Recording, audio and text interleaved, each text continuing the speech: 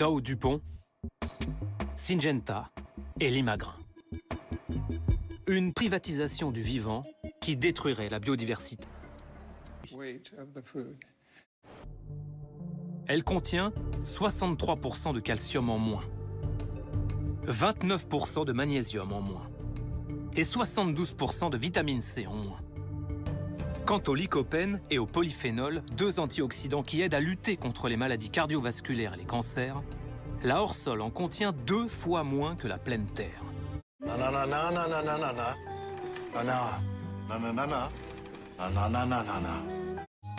Aujourd'hui, les 2 tiers des semences vendues dans le monde appartiennent à 4 multinationales.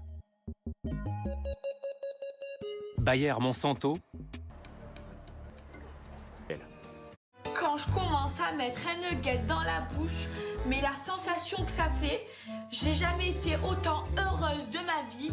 1000 kilos d'escalopes par semaine pour un seul restaurant. Pour une telle quantité de viande, il faut 300 cochons, chaque semaine. Et toutes ces bêtes ne proviennent pas des élevages fermiers. 2, on va manger des muscles. 1, 0, posez.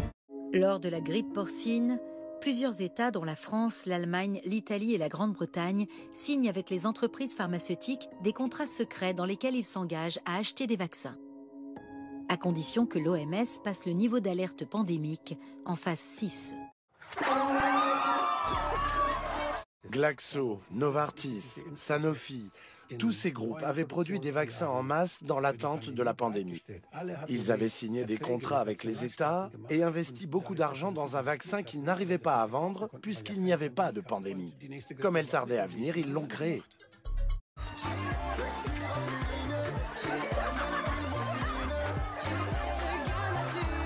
« 20% des viandes provenant de supermarchés et de discounters allemands contiennent des bactéries multiples. » Une personne non-voyante et son accompagnateur, qui pour montrer son mécontentement, tape sur le toit du véhicule.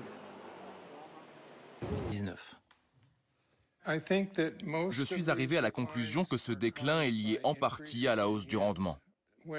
Plus le rendement augmente, moins il y a de nutriments dans les fruits.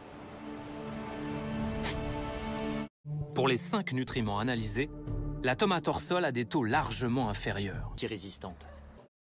Avec des gestes si délicats, au bout de doigts si fins, on peut comprendre que certains rêveraient d'être à la place de la balle.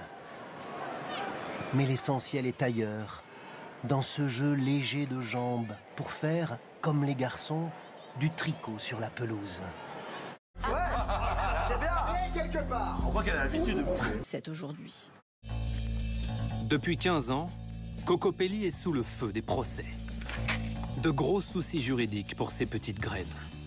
Des paquets de quelques grammes que Cocopelli vend à des jardiniers amateurs. C'est illégal, car ces semences paysannes ne sont pas inscrites au catalogue officiel. Un acte de résistance pour sauvegarder 2400 légumes rares, comme la côte de blettes orange ou le concombre Punakira. La nature, on adore, c'est vrai, qu'est-ce qu'on est bien là.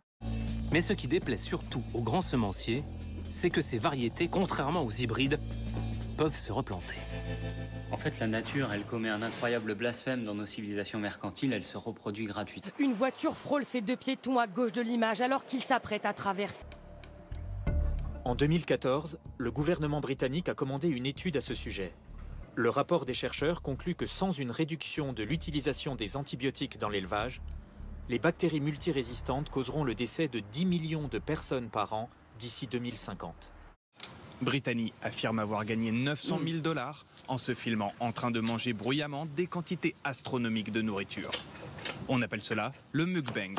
Ce phénomène, né en Corée du Sud, a fait la fortune de cette Américaine de 44 ans qui tire ses revenus des publicités YouTube.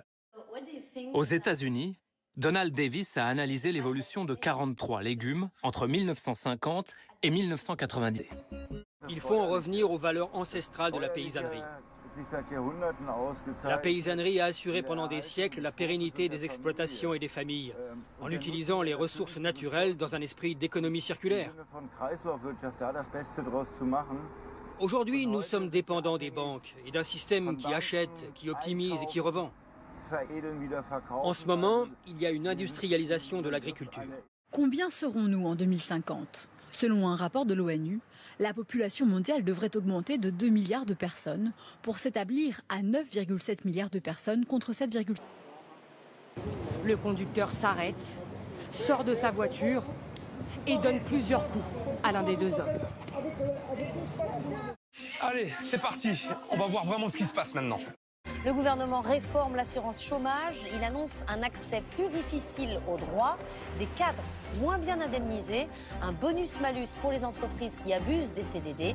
À la clé, 3,4 milliards d'euros d'économies en 3 ans. Aujourd'hui, votre réforme de l'assurance chômage repose sur l'idée que derrière chaque chômeur, il y aurait un profiteur. L'escalope de 250 grammes, vendue 10 € est considérée ici comme une petite portion. La portion moyenne, de 500 grammes, coûte 15 €. La grande portion, 3 kg pour 45 €, est suffisante pour une famille de 5 personnes. Ici, elle est commandée en assiette individuelle.